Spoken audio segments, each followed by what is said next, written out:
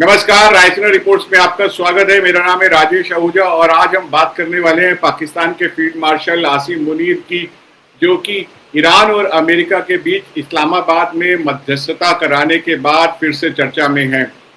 आसिम मुनीर को शायद अब तक के पाकिस्तान के सबसे ताकतवर सेनाध्यक्ष के तौर पर देखा जा रहा है। मुनीर नवंबर 2022 में पाकिस्तानी सेना के चीफ बने और वो पाकिस्तानी सेना के पहले ऐसे चीफ हैं जिन्होंने सेना की दोनों खुफिया एजेंसियों मिलिट्री इंटेलिजेंस और इंटर सर्विसेज इंटेलिजेंस डायरेक्टरेट यानी ISI दोनों की कमान संभाली थी। ऑपरेशन सिंदूर के बाद मई 2025 में उन्हें फील्ड मार्शल के 5 सितारा पद पर प्रमोट किया गया और वो जनरल अयूब खान के बाद पाकिस्तान के दूसरे फील्ड मार्शल बन गए। पाकिस्तानी संविधान के 27वें संशोधन के बाद मुनीर अब चीफ ऑफ डिफेंस फोर्सेस भी हो गए हैं। इसकी वजह से उनके पास आर्मी के अलावा नेवी और एयरफोर्स का भी कंट्रोल आ गया है। पाकिस्तान पर मुनीर की पकड़ इस वक्त पूरी तरीके से पक्की हो चुकी है और शायद इसीलिए उनको नए सिरे से आंकने की जरूरत है। रायसीना रिपोर्ट्स ने इस बारे में बात किया पाकिस्तान की मिलिट्री की विशेषज्ञ डॉक्टर आयशा सिद्दीका से लंदन में। Doctor Ayesha Siddiqa military ink नाम की बहुत ही मशहूर किताब की लेखिका हैं और पाकिस्तानी मिलिट्री पर बहुत अधिकार से जानकारी रखती हैं। डॉक्टर सिद्दीका, आपका रायसीना रिपोर्ट्स में बहुत बहुत स्वागत है। आप हमारे दर्शकों से पहली बार मुखातिब हो रही हैं।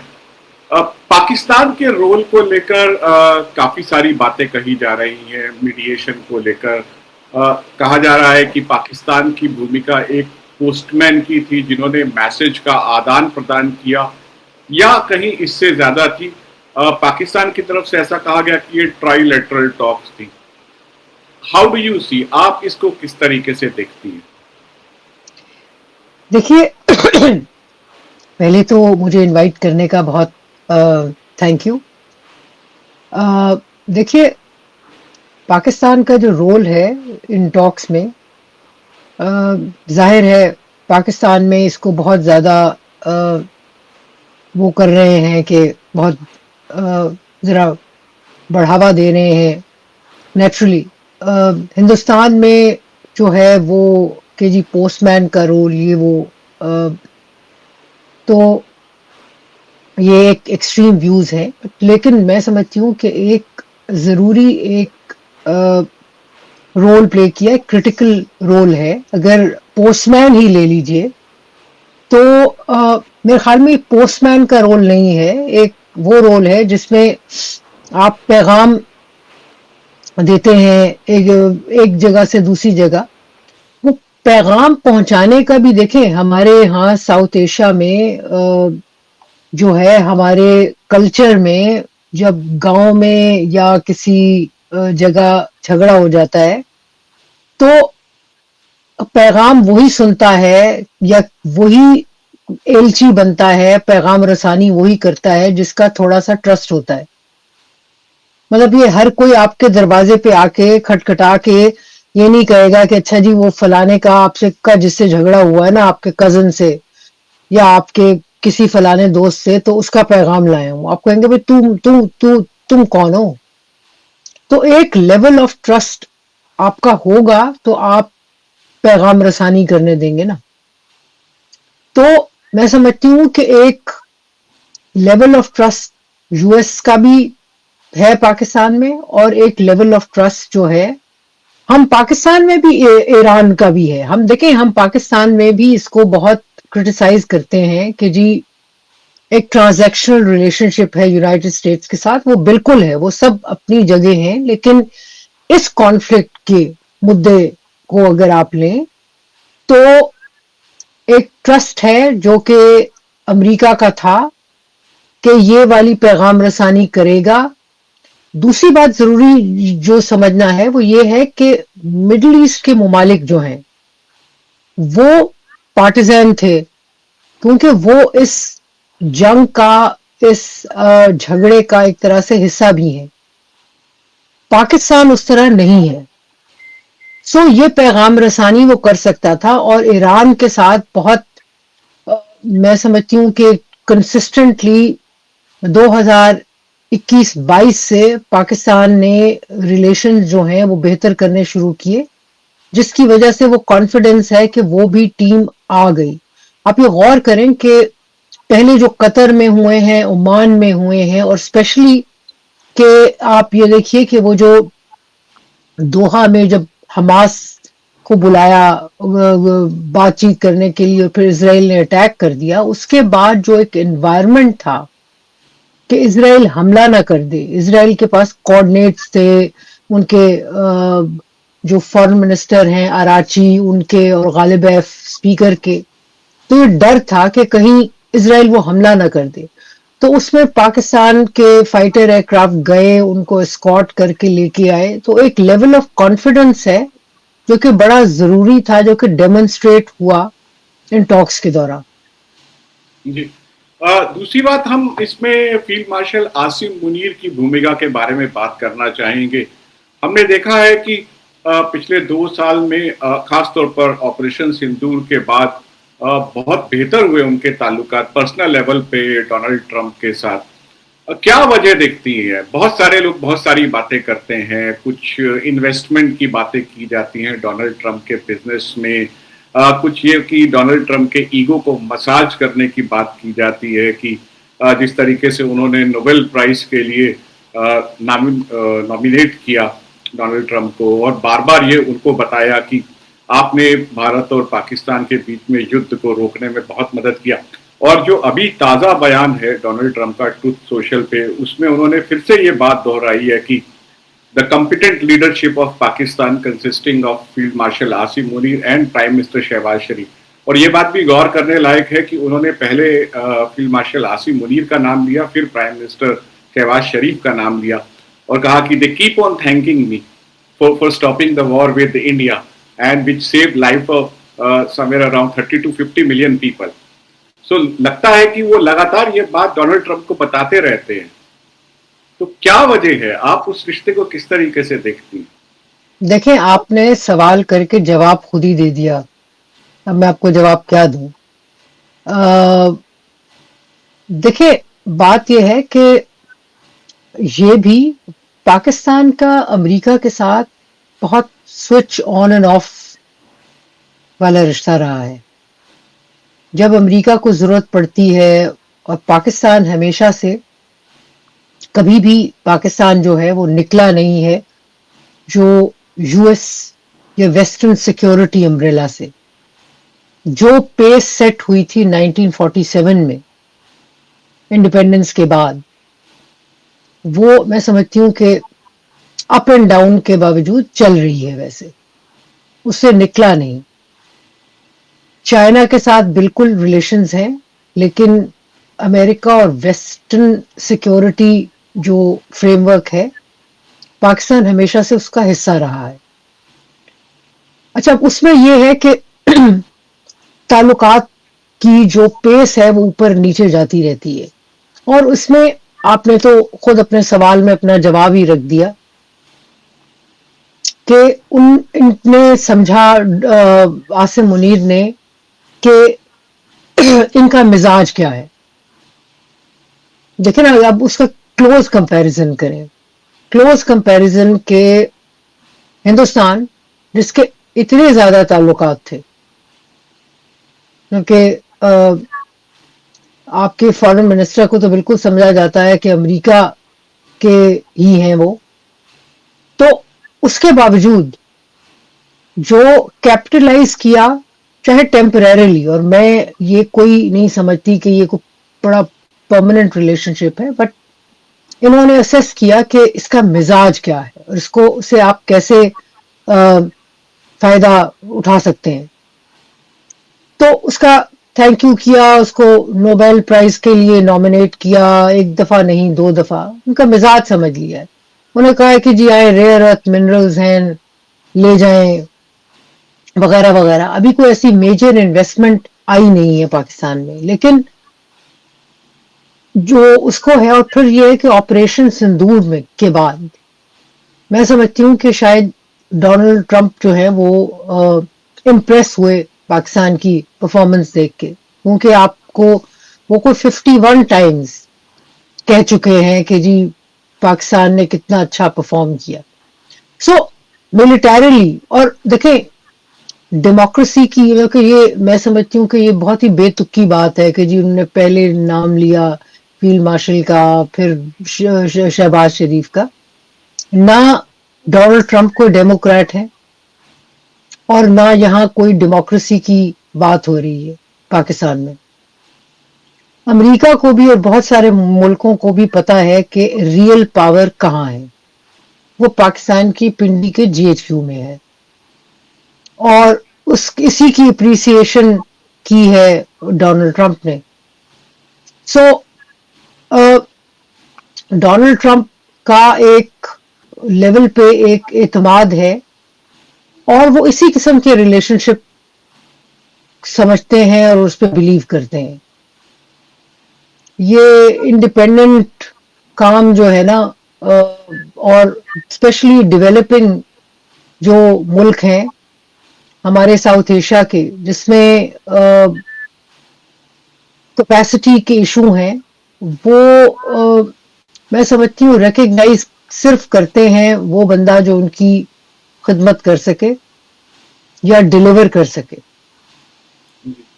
ڈاکٹر صدیقہ، یہ ریلیشن شپ جو قائم ہوا ہے، یہ ایک انسٹیٹیوشنل لیول پر آگے بھی چلے گا، یا ڈونلڈ ٹرمپ کے کیونکہ یہ آخری ان کا کاریہ کال ہے، اس ٹینیور کے بعد نئے پریزیڈنٹ آئیں گے، کیا آپ کو لگتا ہے کہ یہ رشتہ آگے بھی قائم رہے گا امریکہ اور پاکستان دو ملکوں کے بیچ میں پرسنالٹیز سے آگے جا کر؟ دیکھیں یہ ریلیشن شپ تو بریک نہیں ہوا تھا، کیونکہ جو بڑی ٹینشن تھی جو بائیڈن نے عمران خان کو پرائم منسٹر تھے جب، تو ان کی دقت ہی یہ تھی، ان کو پرابلم یہ تھا کہ بھئی بائیڈن نے فون نہیں کیا، کانٹیکٹ نہیں کیا، وغیرہ وغیرہ. اس کے باوجود بائیڈن ایڈمنسٹریشن میں بھی ایک لیول پہ کاؤنٹر ٹیررزم کے حوالے سے ایک کانورزیشن تھی جو مسلسل رہی ہے پاکستان اور امریکہ کے درمیان. سو نیا پریزیڈنٹ آئے گا، اس کی اپنی آپشنز ہوں گی، میں کیسے سیکنڈ گیس کر سکتی ہوں کہ اگلا امریکن پریزیڈنٹ جو ہے وہ کون ہوگا، اس کی سوچ کیا ہوگی. مطلب کہ اس سوال کا جواب نہیں دیا جا سکتا. ہو سکتا ہے امپورٹنٹ، اور کون سی پارٹی ہوگی، ڈیموکریٹس ہوں گے یا ریپبلکن ہوں گے، ابھی تو یہ بھی نہیں پتا نا. تو وہ جب دیکھا جائے گا. لیکن ایک ضروری چیز سمجھنے کی ہے، وہ یہ ہے کہ پاکستان کی ویلیو اوپر ہو سکتی ہے، کم ہو سکتی ہے، زیادہ ہو سکتی ہے، لیکن پاکستان بالکل انسکونڈ ہے ویسٹرن سیکیورٹی فریم ورک میں. اس سے نکلتا نہیں ہے، نہ ہی اس کو امریکہ نکلنے دیتا ہے. کیونکہ بائیڈن کا بھی جو زمانہ تھا نا، اس میں بھی پاکستان کو انگیج کیے رکھتے تھے تاکہ بہت زیادہ چائنا کی طرف ٹلٹ نہ ہو. آپ یہ دیکھیں، میں آپ کو تھوڑی سی آپ کی بات کو بڑھا رہی ہوں کہ 2016 میں جب چائنا پاکستان اکنامک کوریڈور کا ایگریمنٹ سائن ہوا، اور بہت ہی واویلا تھا پاکستان میں کہ جی گیم چینجر، نئی ڈائریکشن اور یہ اور وہ. اس کے بعد میں سمجھتی ہوں کہ پاکستان آرمی نے بڑا کانشیسلی پاکستان کو واپس جو ہے وہ موڑا امریکہ کی طرف، کہ نہیں ہمیں بیلنسنگ کرنی ہے، اور بڑی کانشیسلی یہ کام ہوا. آپ یہ دیکھیں کہ عمران خان کا جو سارا پیریڈ ہے اس میں سی پیک کو بلکہ گھسیٹ کے نیچے لے جایا گیا. ان کے سٹیٹمنٹس تھے، ان کا جو کامرس کا ایڈوائزر تھا رزاق داؤد، اس کے آرٹیکل چھپے نیو یارک ٹائمز میں جس میں انہوں نے جو ہے کرٹیسائز کیا سی پیک. کرٹیسائز انہوں نے چائنا کو نہیں کیا، اپنی گورنمنٹ کو کیا جس نے اور سی پیک کو جس طرح ہینڈل کیا جا رہا تھا. لیکن ایک ایسا پوائنٹ آیا کہ کچھ چائنیز بھی اس سے خفا ہو گئے. لیکن میرا اپنا ماننا یہ ہے کہ بڑی کانشیسلی جو ہے وہ جو چائنا کی طرف جا رہا تھا پاکستان اور یہ لگ رہا تھا کہ اب پارٹنرشپ چینج کرے گا، تو وہ ڈائریکشن تبدیل کی گئی، اور وہ جو پھر 2022 میں جنوری 2022 میں national security policy document issue کیا گیا، اس میں بھی بیلنسنگ کی بات ہوئی کہ جی وہ جو تھا نا کہ جیو اسٹریٹجک سے جیو اکنامک، تو جیو اکنامک تو ابھی بہرحال کیا ہوگا، لیکن اس میں یہ ہوا کہ بیلنسنگ کہ چائنا کے ساتھ بھی اور امریکہ کے ساتھ بھی ہم ایک کی گود میں نہیں بیٹھ رہے. جی ایک چیز اور، عاصم منیر جب آرمی چیف بنے تو اس وقت آرمی کی لیجیٹیمیسی پاکستان میں it was under challenge. Imran Khan کے جتنے سپورٹرز تھے ان کے پاس جو پاپولر سپورٹ تھی، دے ور بیٹنگ ڈاؤن ہز نیک، اور بہت سارے آرمی کے ایسٹس انسٹالیشنز پہ ان کے سپورٹرز گھس گئے تھے. اور پھر اس کے بعد پہلگام اٹیک ہوتا ہے، اور پہلگام اٹیک کے بعد پورا کا پورا جو عاصم منیر کے لے کر پاکستان کا رویہ ہے، سوچ ہے، وہ بدل جاتی ہے. عاصم منیر جتنے شیکی وکٹ پہ تھے وہ اتنے پاورفل ہو جاتے ہیں. کیا وجوہات آپ دیکھتی ہیں؟ دیکھیے میں سمجھتی ہوں کہ ہندوستان میں specially field marshal Asim Munir کو سمجھنے میں مسئلہ ہوا ہے، غلط اسیسمنٹ ہوئی ہے. پہلی بات تو ایک چیز آپ کی کریکٹ کروں گی، آرمی جو تھی وہ انڈر تھریٹ نہیں تھی. P T I, Pakistan Tehreek Insaf, Imran Khan, ان کا مسئلہ یہ ہے، وہ ان کو آرمی سے دقت نہیں ہے، ان کو اس جنرل سے دقت ہے جس کی وجہ سے ان کا لیڈر جیل میں ہے، یا نواز شریف کی پارٹی یا زرداری کی پارٹی پاور میں ہے. آپ یہ چینج کر لیں تو آرمی کی محبت ان کے دلوں میں پھر واپس آ جائے گی. سو ایک چیز پہلے یہ سمجھے کہ اسٹرکچرل چینج یوں نہیں ہے. دوسری بات یہ ہے کہ بالکل لگ رہا تھا کہ ان کی پوزیشن جو ہے وہ تھوڑی سی شیکی ہے، کہ بہت سارے، ایک پوری جنریشن تھی فوجیوں کی جو کہ کمیٹڈ تھے ٹو عمران خان. لیکن آپ یہ دیکھیں کہ جس دن مئی 9 ہوا ہے تو اس دن یہ آئی تھنک مسقط میں تھے یا کہیں باہر کے دورے پہ تھے، اور ان کو پھر پیغام گیا، جو میرے سننے میں آیا وہ یہ کہ ان کو پھر پیغام گیا ساحر شمشاد مرزا، جنرل ساحر شمشاد مرزا، جو کہ chairman joint chiefs of staff committee تھے، اور جن کا کہا جاتا تھا، جن کی خبریں تھی، افواہ تھی کہ جی وہ کاؤنٹر کو کریں گے، ان کو ہٹا کے لے کے آئیں گے، خود آ جائیں گے. اور وہ کوئی ساحر شمشاد مرزا پرو عمران نہیں تھے، لیکن وہ نیوٹرل تھے. لیکن ایسا نہیں ہوا، بلکہ جو بالکل اطلاعات ہیں وہ یہ ہے کہ ساحر شمشاد مرزا نے ان کو کہا واپس آنے کی ضرورت نہیں ہے، I'll handle it. اور جو ایک دو جرنیل تھے، پھر آپ نے دیکھا کہ کو کمانڈر لاہور، ان کا کورٹ مارشل ہوا، کچھ بریگیڈیئرز کا جی او سیز کا ہوا، اور آہستہ آہستہ انہوں نے اس کو چھاننا شروع کر دیا آرمی کو. پھر آپریشن سندور ہوا. جی مجھے یاد ہے میں نے تو مذاق میں، ایک ہمارے انڈین دوست تھے، جب آپریشن سندور ابھی لانچ نہیں ہوا تھا، تو میں نے وہ ہنس کے کہا تھا، میں نے کہا بھائی اگر آپ لڑ نہیں سکتے اور پش بیک نہیں کر سکتے تو پلیز یہ جنگ مت کیجیے گا، کیونکہ پھر فوج ہمارے سر پہ پاکستان میں 10 سال کے لیے، اگلے 10 سال ناچے گی. جی سو ایگزیکٹلی وہی ہوا. اور جو دیکھیں وار کا جو آبجیکٹو، اور یہ اس میں بہت سارے لوگوں کو ہندوستان میں مسئلہ ہو جاتا ہے. ایک آرگیومنٹ ہے کہ جی ہم نے اپنا آبجیکٹو اچیو کیا، جو ٹارگیٹیبل جگہ تھی ہم نے ان کو ٹارگیٹ کیا. بالکل کیا.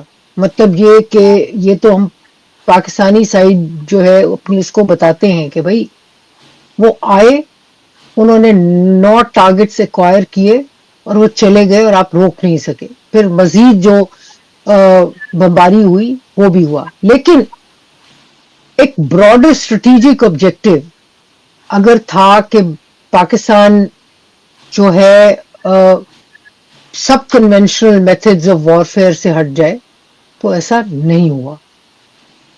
In that strategic objective India could not achieve. ٹھیک. اور دوسری بات یہ ہے کہ ایک سینس پھر یہ ہے کہ جو کمیونیکیشن کا لیول تھا ہندوستان اور پاکستان کی سائڈ پہ اپنا اپنا،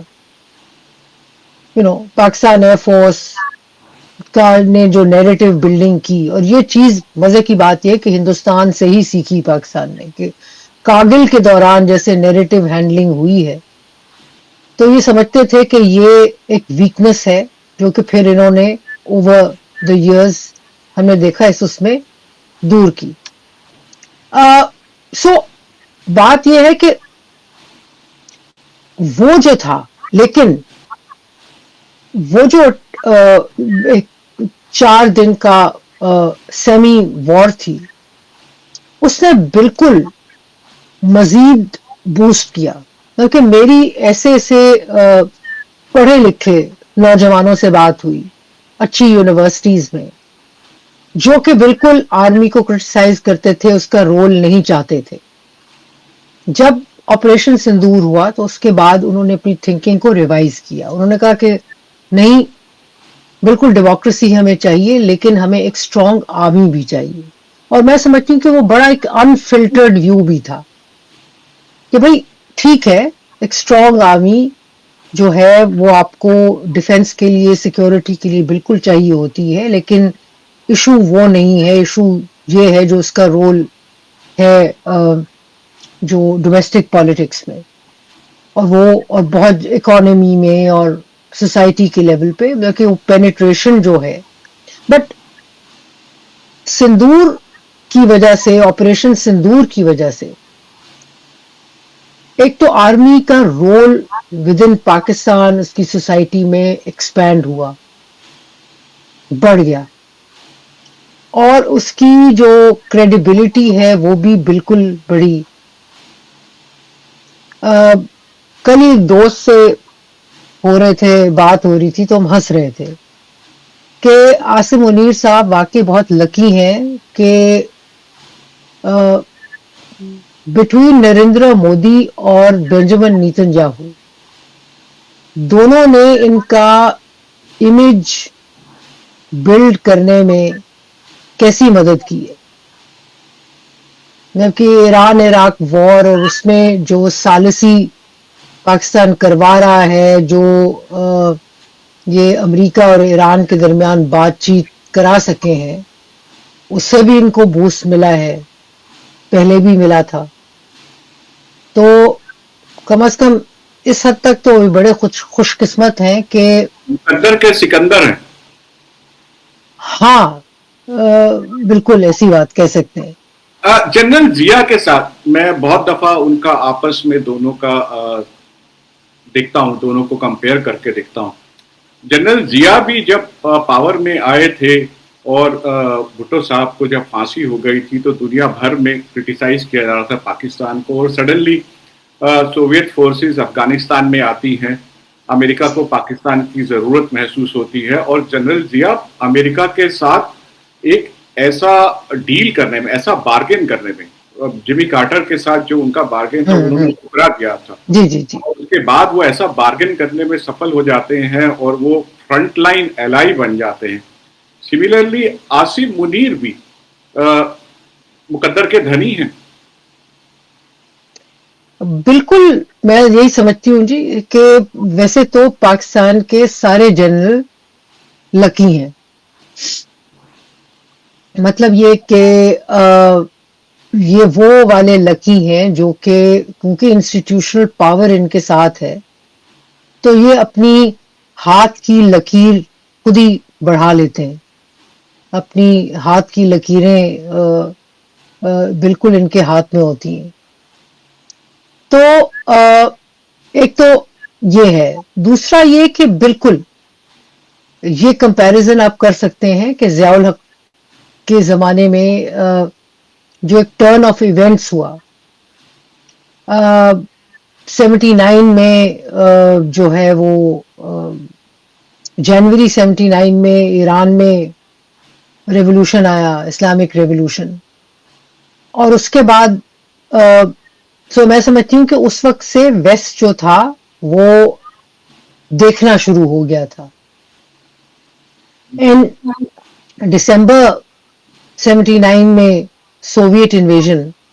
سو دیکھیں, میں سمجھتی ہوں کہ یہ سمجھنا ضروری ہے کسی بھی انٹرنیشنل ریلیشنز کے تھیورسٹ کے لیے اور کسی اسٹریٹجک پلانر کے لیے بھی, کہ 1947 کے بعد پاکستان کی ایک فورن جو سیکیورٹی فریم ورک ہے ویسٹرن, اس پہ ایک ڈپینڈنس رہی ہے, اور اس میں پاکستان نے اپنے آپ کو ہمیشہ آگے رکھا ہے, پیش رکھا ہے کہ ہم ایک service, security as a service provide کریں گے.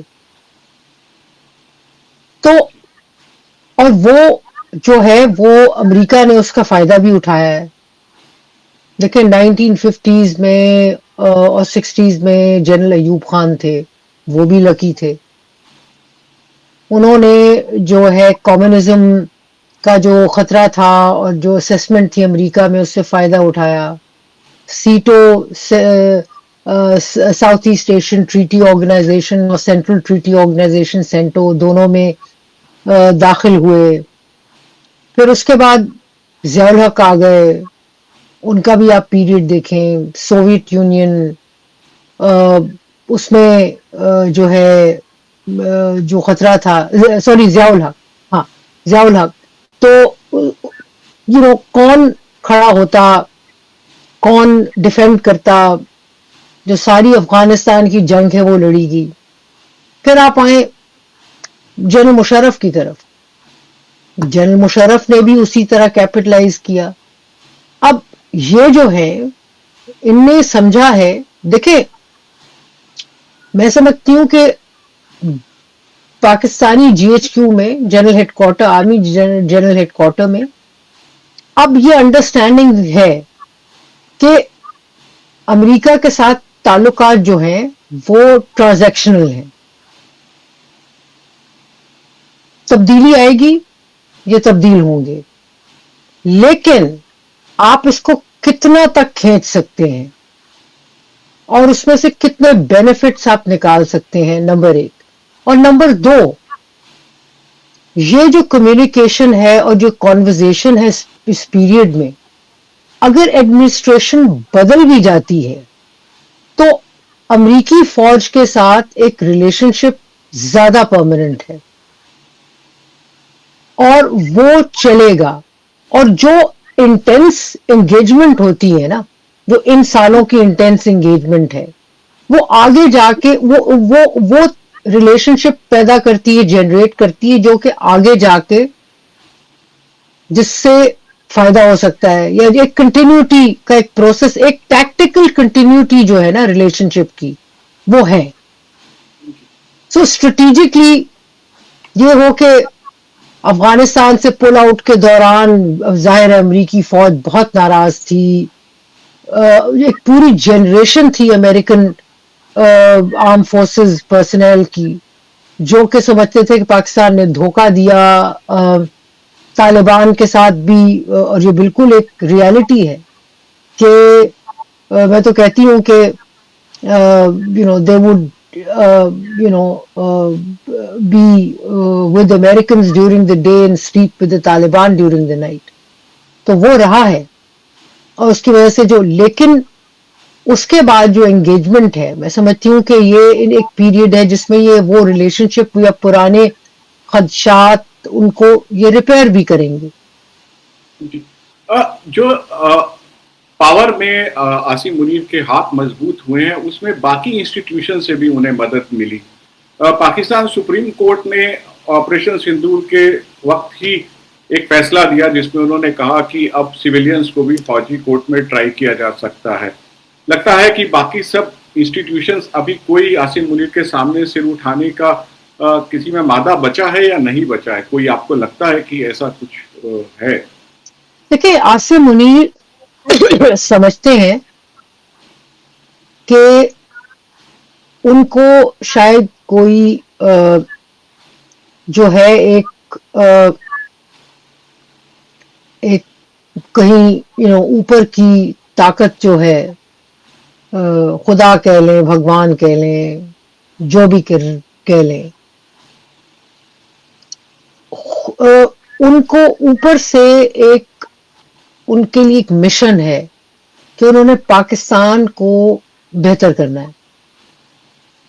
अब वो जो मिशन है, उनका जो फोकस है, उसकी वजह से वो तमाम उन इंस्टीट्यूशंस को अपने रास्ते से हटा रहे हैं या हटा देंगे जो उनको रोके।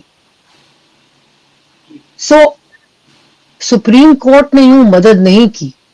सुप्रीम कोर्ट की हैयत को, उसकी शक्ल को पहले तब्दील किया गया। पॉलिटिकल पार्टीज पाकिस्तान में इस वक्त बराए नाम हैं, लेकिन हैं भी नहीं भी हैं। कोई ऐसा इंस्टीट्यूशन नहीं है जो कि उनको पुश बैक कर सके, सवाल कर सके। मीडिया को भी बिल्कुल खत्म कर दिया गया। तो it's a military authoritarian regime ना, तो उसमें उनके पास बहुत सारी स्पेस है। और एक जो दिक्कत है वो थी नैरेटिव की, क्योंकि आज के दिन में भी वो बात वही है, इलेक्शन करवाएंगे तो लोगों की सपोर्ट इमरान खान की तरफ होगी। तो वो इसलिए होगी क्योंकि लोग जरदारी और नवाज शरीफ की पार्टियों से खुश नहीं है। और ये फौज भी जानती है कि अगर इलेक्शन कराएंगे तो पीएमएलएन और पीपीपी इतनी इफेक्टिवली कर नहीं सकेगी। लेकिन बात यह है कि जो दरमियान का वो जो पीरियड है, उसमें इस किस्म की चीजें, ऑपरेशन सिंदूर, इजराइल की जो अटैक है और अमेरिका का ईरान पे, इस किस्म के वाकयात होते रहे। इंटरनेशनल जो डेवलपमेंट्स हैं वो इस वक्त सपोर्ट कर रही हैं।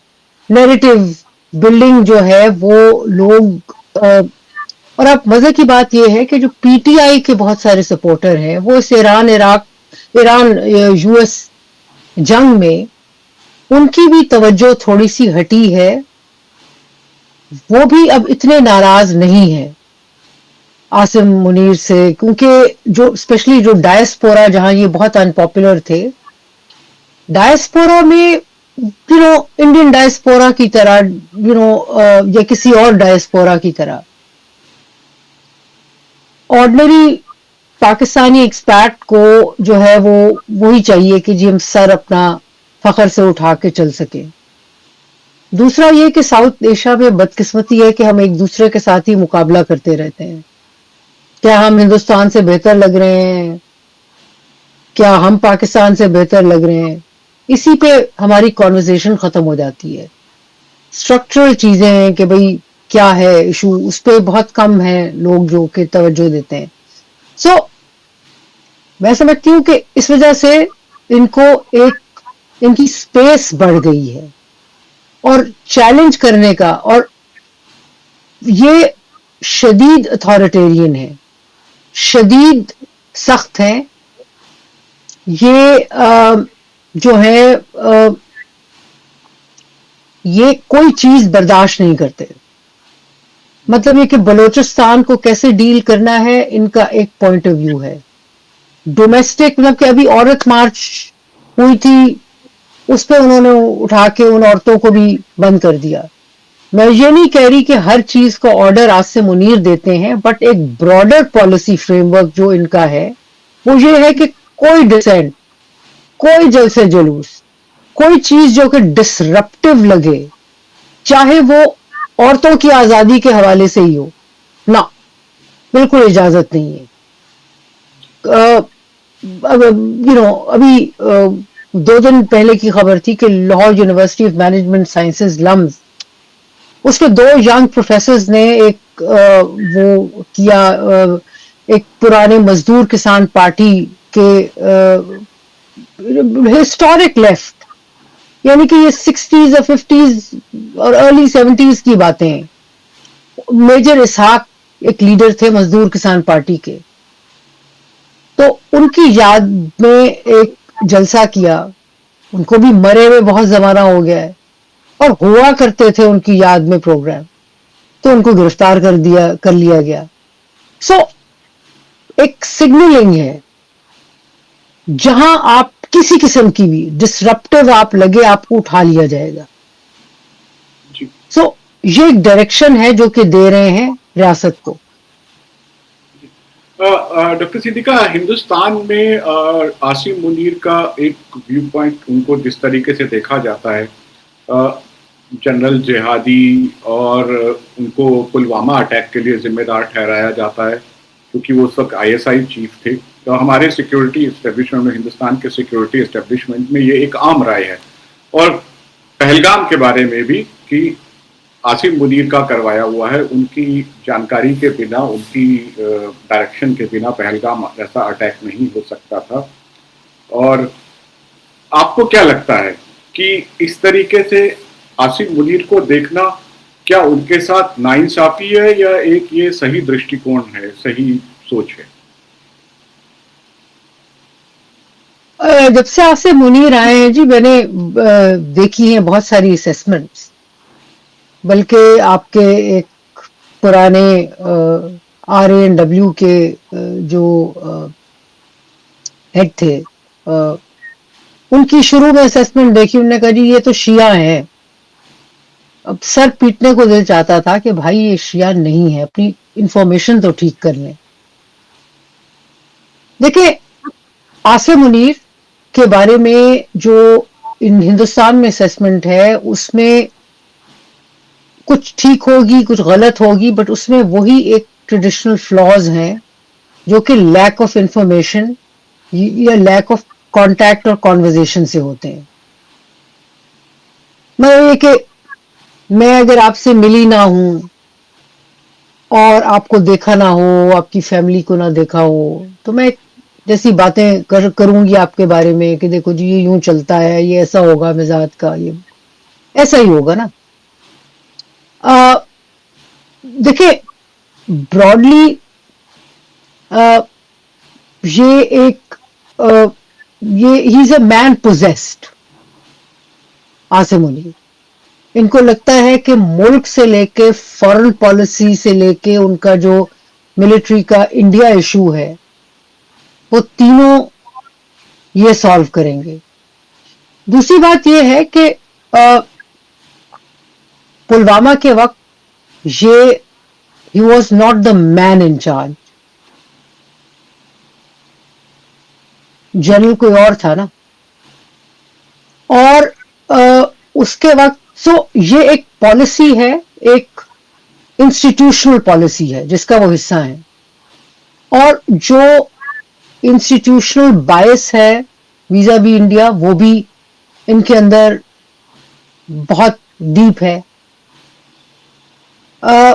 تیسرا یہ ہے کہ پہلگام کی آپ بات کریں، میں آپ کی بات کو بالکل رد نہیں کروں گی، لیکن یہ ہے کہ اس سے پہلے آپ اس کو بغیر کانٹیکس کے دیکھ نہیں سکتے. جعفر ایکسپریس جو ہے بلوچستان میں، اس کی ہائی جیکنگ ہوتی ہے، ان کے فوجی مارے جاتے ہیں، اور کانسٹنٹ جو بلوچستان اور افغانستان سے اٹیکس ہوتے ہیں، اس میں یہ ان کا ماننا یہ ہے کہ یہ اس میں ہندوستان کی کوآپریشن ہے، انوالومنٹ ہے.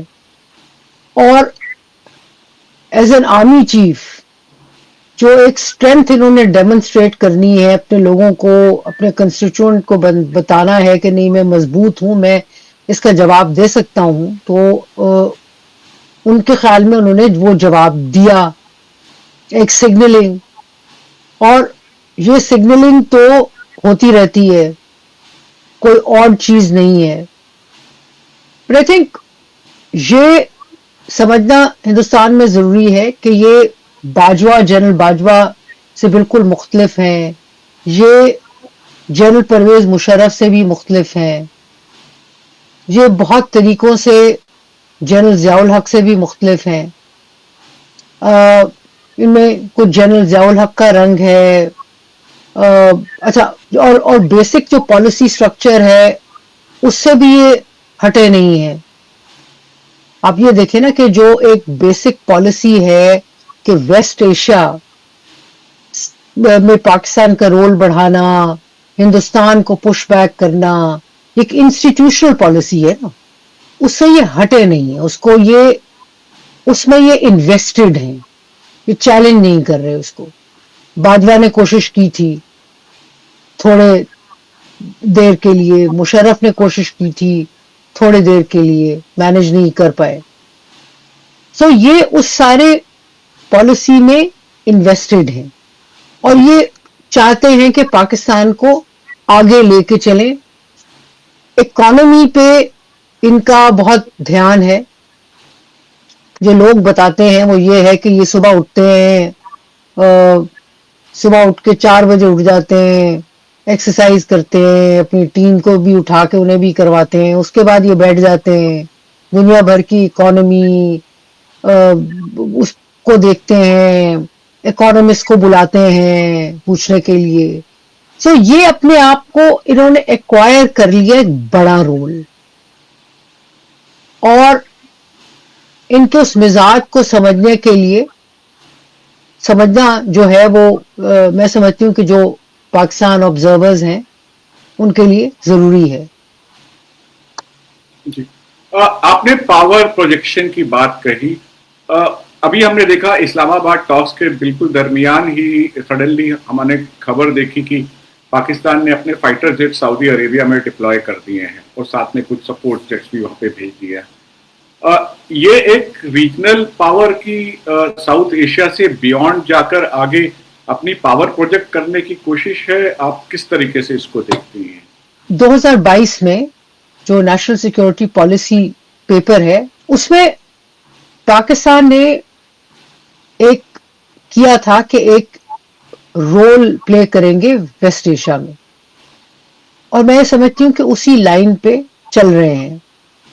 پاور پروجیکشن جو ہے اس سے زیادہ یہ ہے کہ ایک رول پلے کرنا ویسٹ ایشیا میں، مسلم ورلڈ میں، at least part of the Muslim world. میں نہیں سمجھتی کہ ایران پہ کوئی حملے کا ارادہ ہے، کیونکہ وہ جنگ ایکسپینڈ کرنا پاکستان کے انٹرسٹ میں نہیں ہے. مزے کی بات یہ ہے کہ بہت ساری خبریں آ رہی ہیں جی 13,000 ٹروپس. سعودی عربیہ کی فوجیں ویل ٹرینڈ، صرف ان کے ہاں جو ایشو ہے وہ انفنٹری کا ہے. اب 13,000 آئی ڈونٹ تھنک کہ ایکچولی فگرز کہیں سے بھی صحیح نہیں، کیونکہ آئی ڈونٹ تھنک کہ پاکستان 13,000 ٹروپس جو ہے فوجی وہ ڈپلوائے کرنا سعودی عربیہ میں، ان کو یہاں سے پاکستان سے ہٹا کے سعودیہ میں بھیجنا افورڈ کر سکتا ہے. لیکن سمبولکلی 3-4 ہزار بالکل بھیجے جائیں گے، اور یہ ایک طرح سے پاور پروجیکشن ہے. اور دوسرا سعودی عربیہ کی ڈپینڈنس پاکستان پہ بڑھانا، کیونکہ یہ جو ڈپینڈنس ہے اس سے ایک کانسٹنٹ رول ایک پاکستان کا نکلتا ہے مڈل ایسٹ میں. آصف منیر فیلڈ مارشل بن گئے ہیں. فیلڈ مارشل کہا جاتا ہے کہ سمجھ ہماری یہ کہ وہ تعمر رہتے ہیں. آپ آصف منیر کا ٹینیور کتنا لمبا ٹینیور دیکھتی ہیں پاکستان؟ دیکھیں رائٹ ناؤ تو، اینڈ اگین کنجیکچر کی کوئی اسپیس نہیں ہے. مطلب یہ کہ بہت انپروفیشنل ہوگا میں کہوں کہ جی اگلے 10 سال ساری عمر رہیں گے. ابھی تو وہ سمجھتے ہیں کہ ان کے پاس ساری چابیاں ہیں سب دروازے کھولنے کی، دنیا میں بھی اور پاکستان کے اندر بھی. इकोनॉमी को भी ठीक कर सकते हैं। तो अपना लंबा रोल देख रहे हैं। अगले 5 साल तो कहीं नहीं गए। 1929 का इलेक्शन भी यही करवाएंगे। Field marshal is the title, but as long as कि ये आर्मी चीफ है, ये एक रैंक भी है। बट जिस दिन ये रिटायर हो जाते हैं, ये ताहयात फील्ड मार्शल तो रहेंगे, जैसे field marshal मैनेक Shaw, field marshal Ayub Khan ने भी अपने आप को किया था, वो भी फील्ड मार्शल। तो वो एज अ टाइटल तो ये सारी उम्र यूज करेंगे, लेकिन क्या as army chief, as chief of defence force, ये सारी उम्र नहीं, ये नहीं है। बट कब वो प्लानिंग आएगी मिलिट्री में, कब समझा जाएगा। और देखिए मसला ये है कि पाकिस्तान की फौज में आर्मी चीफ्स जो कि खड़े रहे, जो कि जिन्होंने अपनी एक्सटेंशंस करवाई, उनको इंस्टीट्यूशन नहीं फारिग किया। मतलब ये कि अगर हम खुश हों कि जी सिविल सोसाइटी की, जी अयूब खान को तो सिविल सोसाइटी ने निकाला, नहीं। अयूब खान हो, जनरल ज़ियाउल हक हो, जनरल मुशर्रफ हो या जनरल कियानी हो, मुख्तलिफ तरीके, लेकिन हटाना इंस्टीट्यूशन से ही पुश बैक आती है। लेकिन उसके लिए एक तो कुछ रेड लाइंस क्रॉस करता है आर्मी चीफ, तो फिर एक अंदर से स्लो मूवमेंट शुरू होती है। वो कब होगा, वो अगले 3 साल में होगा, 5 साल में होगा, ये कॉन्स्टेंटली ये गेम है जिसको देखने की जरूरत है। इस बातचीत के लिए और हमें समझाने के लिए फील्ड मार्शल आसिम मुनीर के बारे में बहुत बहुत शुक्रिया इस चर्चा में शामिल होने के लिए।